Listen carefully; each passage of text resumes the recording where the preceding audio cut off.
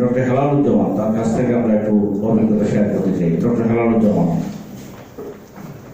উনি একটি বিশ্ব সংস্থায় কাজ করবার অভিজ্ঞতার আলোকে আমাদের কর্মসূচি কিভাবে দেখেছে। আজকের এই ইশতেহার ঘোষণার সংগ্রামী সভাপতি, উপস্থিত সংগ্রামী সাধারণ সম্পাদক, নেতৃবৃন্দ এবং সামনে উপস্থিত সুধীবৃন্দ, সংগ্রামীবৃন্দ, অনেক আলোচনা হয়েছে। পেশাগতভাবে আমি চিকিৎসক, আমি একটু অন্যভাবে বলতাম, সময় একেবারেই কম, সেটা বলা যাবে না।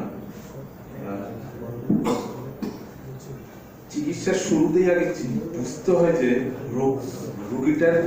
রোগের মূল কোন জায়গাটা, আসল কারণটা কোথায়।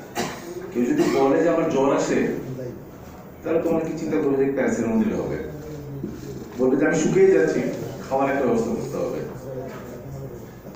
কিন্তু তার যে যক্ষা হয়েছে এটা ইনভেস্টিগেশন করে বের করতে হবে। তার মধ্যে একটা যক্ষা জীবাণু আছে যাকে স্পেসিফিক ওষুধটাই মারতে হবে, অন্য কিছু দেওয়া হবে না। আমরা আলোচনায় এবং এখানে ইশতেহারের মাধ্যমে আমরা যেটা দেখছি যে বাংলাদেশের একটা সমস্যা, যার কারণে 69-এর গণঅভ্যুত্থান, একটা স্বাধীনতা যুদ্ধ, 90-এর গণঅভ্যুত্থান, 24-এর গণঅভ্যুত্থান, অসন্তুষ্টি, এর কারণেই তো হচ্ছে। কোন সেই সমস্যাটা? স্বাধীনতা যুদ্ধের ভিতরে একটা দেশ পেলাম, পতাকা পেলাম, জাতীয় সঙ্গীত পেলাম, সমস্যাটা দূর হলো না। একটি কারণে বিদেশিরা যে লুটপাট করে নিয়েছে, যে সিস্টেমের ভিতরে সেটা চেঞ্জ হয়নি, সেটা 90-তে চেঞ্জ হয়নি, সেটা এখনো চেঞ্জ হয়নি। এখনো যিনি যাবেন তিনিও লুট করবেন, কারণ সিস্টেম তো লুটই শেখায়। এই জায়গাটাতে চেঞ্জ করতে গেলে, কারণ যে দল কেন্দ্রিক রাজনীতি, সে শুধু রাষ্ট্র ক্ষমতা চায়, মানুষ কেন্দ্রিক নয়। এখানে মানুষকে সম্পৃক্ত করতে হবে।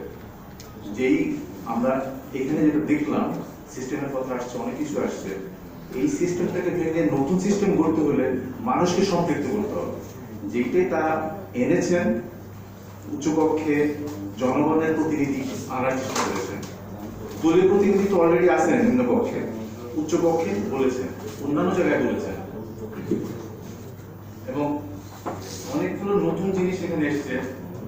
নারীর প্রতিনিধিত্বের বিষয়টা আসছে, রিকলের বিষয়টা আসছে, আস্থা অনাস্থার বিষয়টা আসছে, নির্বাচনকালীন একটা সংস্কারের কথা আসছে, সরকারের কথা আসছে, যেটা অন্য কারণ নেই। এমনকি এখনো যেটা নির্বাচনকালীন সরকারের প্রস্তাবনাটা আছে, সেটা কিন্তু অনির্বাচিত সরকার হবে। কিন্তু এখানে নির্বাচিত সরকার, নির্বাচনকালীন সরকারের ব্যবস্থাটা এখানে আছে। প্রদেশের কথা আছে, উপজেলা, স্বশাসিত উপজেলা, এটা তো অত্যন্ত ব্যতিক্রম, এবং মেট্রোপলিটন গভর্নমেন্টের ব্যবস্থা আছে। শিল্পাঞ্চল এবং পৌর অঞ্চলের শিল্পায়নের ব্যবস্থা আছে।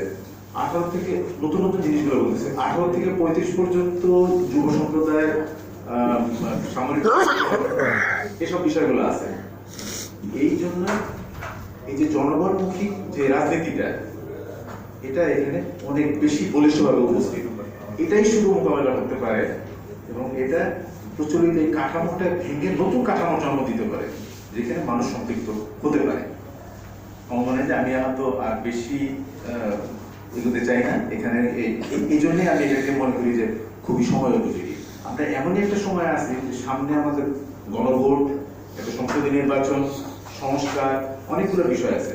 অথবা এখানে আমাদের চিন্তা করার সুযোগ আছে। আমাদেরকে সংস্কারের পক্ষে যেতে হবে। যেই সংস্কার প্রস্তাবনা জাতীয় সমাজের ভিতরে আছে, তার সাথে সম্পূর্ণ না থাকলেও কিন্তু সেটা একটা প্রথম পদক্ষেপ হতে পারে। সংস্কার অনেক কিছুই করতে হবে, দেশকে মানুষের জন্যই করতে হবে। আমি একটু বলেই আমার বক্তব্য। আমরা আমাদের অনুষ্ঠান শেষ পর্বে আছি। আমি এখন